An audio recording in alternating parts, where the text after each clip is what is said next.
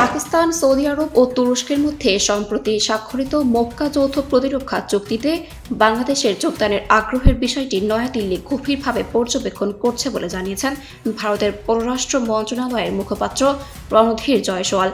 শুক্রবার ২১ আগস্ট নয়াদিল্লিতে ভারতের পররাষ্ট্র মন্ত্রণালয়ের নিয়মিত সংবাদ ব্রিফিংয়ে বাংলাদেশের সম্ভাব্যভাবে ওই প্রতিরক্ষা চুক্তিতে যুক্ত হওয়ার বিষয়ে প্রশ্ন করা হলে তিনি বলেন, পশ্চিম এশিয়ার সামগ্রিক পরিস্থিতি ভারত নিবিড়ভাবে পর্যবেক্ষণ করছে। মক্কা প্রতিরক্ষা চুক্তি সম্পর্কে রণধীর জয়সওয়াল বলেন, চুক্তিটি ভারতের জাতীয় নিরাপত্তা এবং আঞ্চলিক শান্তি ও স্থিতিশীলতার উপর কী ধরনের প্রভাব ফেলতে পারে তা গুরুত্বের সঙ্গে পর্যালোচনা করা হচ্ছে। একই সঙ্গে তিনি জানান, ভারতের জাতীয় স্বার্থ সুরক্ষায় নয়াদিল্লি প্রয়োজনীয় সব ধরনের পদক্ষেপ নিতে প্রতিশ্রুতিবদ্ধ। এর আগে ২৪ আগস্ট বাংলাদেশের পররাষ্ট্র প্রতিমন্ত্রী হুমায়ুন কবির জানান, মক্কা প্রতিরক্ষা চুক্তিতে বাংলাদেশের যোগদানের বিষয়ে ঢাকা আগ্রহ প্রকাশ করেছে এবং বিষয়টি ইতিবাচকভাবে দেখা হচ্ছে, তবে এখনও বাংলাদেশ চুক্তিতে আনুষ্ঠানিকভাবে যোগ দেয়নি। সৌদি আরব, তুরস্ক ও পাকিস্তান ৭ আগস্ট মক্কায় এই যৌথ প্রতিরক্ষা চুক্তিতে স্বাক্ষর করে।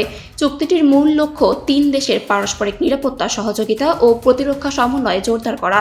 এদিকে বাংলাদেশের প্রধানমন্ত্রী তারেক রহমানের সম্ভাব্য ভারত সফর নিয়েও ওই সংবাদ ব্রিফিংয়ে প্রশ্ন করা হয়। রণধীর জয়সওয়াল জানান, এই মুহূর্তে সফর নিয়ে নতুন কোনো তথ্য নেই, সময়সূচি চূড়ান্ত হলে তা জানানো হবে। ২১ আগস্ট পর্যন্ত ঢাকাও সফরটি চূড়ান্ত হওয়ার কথা নিশ্চিত করেনি। অন্যদিকে আলোচনায় এসেছে ১৯৯৬ সালের গঙ্গা পানি বন্টন চুক্তিও।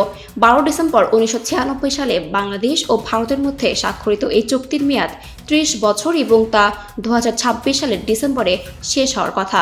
তবে এখানে একটি বিষয় পরিষ্কার করা জরুরি। চুক্তির নবায়ন নিয়ে যৌথ নদী কমিশনের মাধ্যমে কারিগরি পর্যায়ে আলোচনা চলছে বলা হলেও ভারতের সংসদীয় নথিতে ফেব্রুয়ারি ২০২৬ পর্যন্ত নবায়ন নিয়ে আনুষ্ঠানিক আলোচনা শুরু হয়নি বলে উল্লেখ ছিল। পরে মে মাসে দুই দেশের কারিগরি পর্যায়ের কর্মকর্তারা ফারাক্কায় যৌথ পরিদর্শন ও তথ্য বিনিময় করেছেন। সব মিলিয়ে মক্কা প্রতিরক্ষা চুক্তিতে বাংলাদেশের আগ্রহ, ভারতের তার নিবিড়ভাবে পর্যবেক্ষণ এবং গঙ্গা পানি চুক্তির আসন্ন মেয়াদ শেষ, এই তিনটি বিষয়ই ঢাকা নয়াদিল্লি সম্পর্কের নতুন কূটনৈতিক সমীকরণে গুরুত্বপূর্ণ হয়ে উঠছে।